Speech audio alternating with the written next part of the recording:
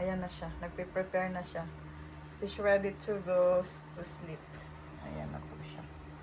Ayan, with the finger. You show the, pakita mo yung kamay mo, ay yung finger mo. Ayan po yung para sa kanyang oxygen. Ayan, ayan po yung kanyang oxygen. Naka-monitor po siya. Aray ko. Patingin ng oxygen mo. Look ka, 97. That's good.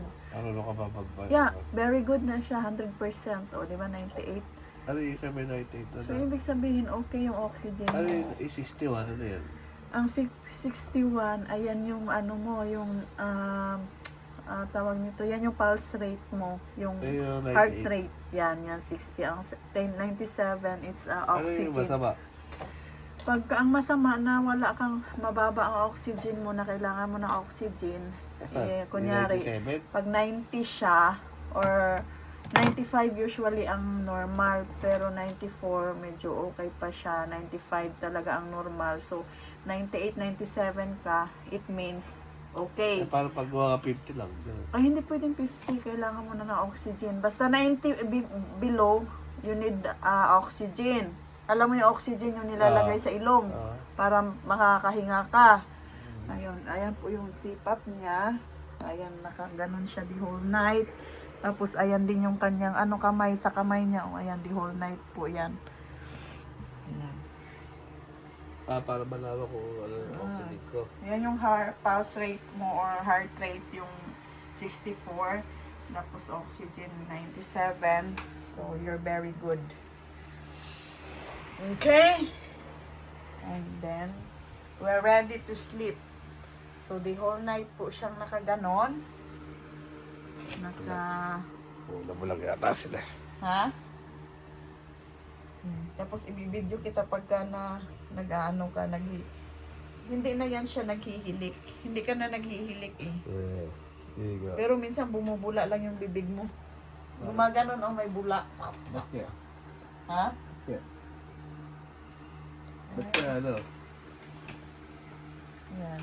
Pero alam mo ba ang mahal niyan sa Pilipinas na, kung wala kang pera doon, nga ka, Oo. Anong feeling mo? You tell them, tell to my viewers. Okay lang. Anong ma-advise mo sa kanila? Dali na. Kung kunyari, ayun. Maalaga mo yung sarili mo. Ha? Hindi ka na magaganito pag nag-alaga mo sarili mo, mababata ka pa.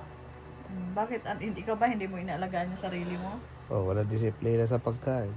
Ha? Hindi nag-exercise. At anong masasabi mo? Dapat hindi pag walang bahala yung sleep apnea. Yung pagkain, tsaka yung exercise. Ano pa? Yun lang. Exercise, tsaka tulog. Hindi, yung anong ma-advise mo sa kanila na kailangan pag mayroong ganyan na malakas ang hilik, wag ipagwalang bahala kasi magsipap lang. magdelikado, magpa-check Tapos up na. tapos sa sleep apnea para may ganito. Pagka tawag nito, pag malakas ang hilik, kailangan magpa-check up na sa doktor. Eh bakit ngayon ka lang nagpa-check up for how many years? Hindi na nagkatayo. Ha? Hindi na nagkatayo. Pwede ba tama na? Tama na yan. Niloloko mo na ako eh. Hindi kita niloloko, Tama binablog nga kita eh. It's all been done na. Ha? It's okay na. Ikaw na lang magdaldal. Ba't ako magdadaldal? Pinapaano ko nga sa iyo yung Sabi ko na i-vlog mo lang yung video. Tapos na. Hindi magkukwentuhan tayo dito sa mga napakatagal. Hindi naman matutulog na matagal, tayo. 5 minutes lang naman. Okay na Dapat yun. bibigyan mo sila ng mga tips. Binigyan ko na kaya ng tip. Okay na. Ano yung pagsalta? Yun lang. Alam na yung tama't mali. Tama at mali. Hindi nga nila alam yung mga Alam na yung... yung mga nagsisipap na mga pasyente na hindi nila alam yung yung kasi nga di sa Pilipinas hindi masyado yung sleep apnea. Gagalit na siya kasi nga makulit daw ako. Ayan, naka-oxygen siya. Monitor yung kanyang oxygen. I mean, yan siya, pulse, parang pulse oximeter. Ganyan ang pulse oximeter na naka ano sa kanya. Oh, magbabay ka na sa kanila. Bye-bye.